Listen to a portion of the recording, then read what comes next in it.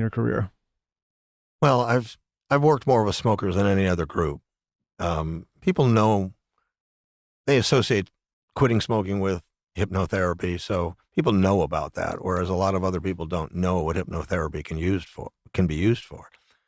So, and my passion is also with smokers because we've got 42 million people in America still smoking, about 1.4 billion in the world smoking, and people are dying. And I can save them. I can help them get out before they get sick and die. So for people that aren't familiar with you or have not come across you yet on this platform, how do you introduce yourself at this point? Well, I'm a hypnotherapist. I've had my own private practice for about 40 years.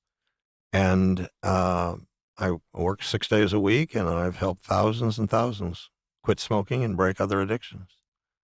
I work with weight loss. I work with actors and actresses that want to prepare for auditions. I work with musicians that have developed stage fright. I work with people taking the bar exam that are terrified of the bar exam. I work with children that are afraid to take tests in school. And how did you get into all this? And what, I guess I'm going to ask an ignorant question. What is hypnotherapy compared to just therapy? Like, what is that? What are the elements that you bring Well, I'm into a practice? hypnotist. Therapists are talking one-to-one with somebody, but I'm a hypnotist. So in every session, we talk for a little while, and then we do hypnosis. And so every single session I do with a client involves hypnosis. And how did you learn to hypnotize people? I was pretty lucky. I was interested in it as a teenager, and so I was hypnotizing my friends because nobody else would let me. And then when I got to UCLA, I got more interested in it, and then I spent years trying to figure out how to break addictions because I knew we weren't doing a good job with it. There were too many people going in and out of rehab all the time, and we just weren't doing a good job with it. So I spent years working with clients for free to try to develop my program because I was trying to figure out how to do it right, how to break addictions. And I did figure it out. And I've helped thousands quit without suffering, without withdrawal, without cravings. Most of my clients, even if they're smoking 40 cigarettes a day for 40 years, most of them have no cravings, no withdrawal symptoms, no discomfort at all. I was working with a woman who's doing crystal meth every day for 15 years. She sat down in my chair, across from me, and said, "Look, I've heard you can help people, but I feel hopeless. I can't go 20 minutes without this drug." And we did our thing, and she came back, after the second session, I take them off. So she came back for the third session, and she was like a changed person. She just was smiling and happy, and she just said, "I don't understand. I've had no withdrawal. I've had no cravings. I thought I couldn't live without this drug, and I'm totally fine, and I don't ever want to do it again." If you were to explain to someone who doesn't understand hypnotizing from like a really sort of like kindergarten level, what is it that you're doing to them to be hypnotized? Well, let's think of it in two different ways. First, it's an altered state. And so I guide them into that altered state. It's really very similar to what you experience in your own lives. Like when you're going to bed at night, if you feel a little bit sleepy, but you're not quite asleep. When you wake up in the morning, you're a little bit woozy. Those are hypnotic states. If you're in a classroom and there's a lecture and you drift away, and then there's a sudden noise and you come back, you were probably in hypnosis during that time. So it's a natural state. I don't create it. I just guide people into it. So it's a natural state. So there's no danger to it. It's a completely natural state. Could people potentially be in this hypnotic state throughout their life or throughout their days many times and just not be aware of it or not remember it? Absolutely. So almost like, would you compare it to a dreamlike state, or is it? You're not out of it. You're not out of it. If you did see a hypnosis show, like a person calls people up to the stage and, and they're sitting in their chairs and they look like they're out of it. But if the hypnotist said, "Lift your right arm," what do? They lift their right arm. How'd they know to do it? Is it like a theta, beta brain situation? Yes, you're in a state very similar to meditation. Okay. But you can hear.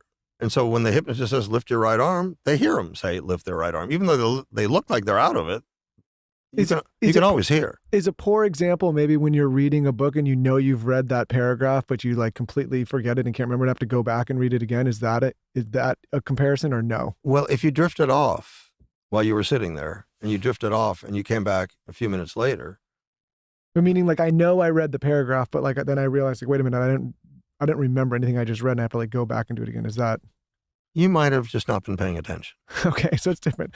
Oh my Okay. God, that sounds Okay. like when he's talking to me. Yeah. You're going to blame that on a hypnotic state, listen, bitch? I was in a hypnotic state when you were talking about whatever you were talking about. Okay. So when you get them into the hypnotic state, Yes. what do you say to them? Or is that like proprietary information? Like, what are you saying when they're in the state? Well, it depends on what we're working on, right? So with the smoking, there's 3 sessions. In the first session, it's all about my confronting them to get them off their spot, to get them to think differently about smoking than they've ever thought before. So if you just think about smokers in your mind's eye, you've probably had over 1 million sightings of them. Do any of them look concerned to you? No. Well, think how weird. Some look more stressed than others. Well, no, but they don't look concerned about smoking. No. No. Well, cigarettes are killing about 15,000 people a day. So combine those two. How can cigarettes be killing 15,000 people a day and nobody's concerned? Normally, people would be scared out of their minds, right? If there's a serial killer in your neighborhood that kills 3 people, we're scared of that guy. Well, look at what happened with COVID. Everyone was like out of their mind. Right. People got very scared. So it's essentially what you're saying is it's the same thing, if not more, and people are not concerned. Right. And so I have to find a way to get through all their lies and all their deception and all their delusions to impact them in a way that they feel differently. Now, if we wait, then time does that. They get sick and die. But once they get sick, it's too late. So the average smoker doesn't quit smoking until he's forced to, until he gets sick. But it's too late. So my job as a hypnotherapist is to get him to connect to that state before he gets to that state so I can help him get out before it's too late. So do you just describe everything that's going to happen to the smoker if they don't stop smoking? Yes, I confront them. I try to get them to realize something very dynamic is going on. You're not just getting away with something. In other words, a 40-year-old thinks he's getting away with it, right? Because he's not sick and he's not dead.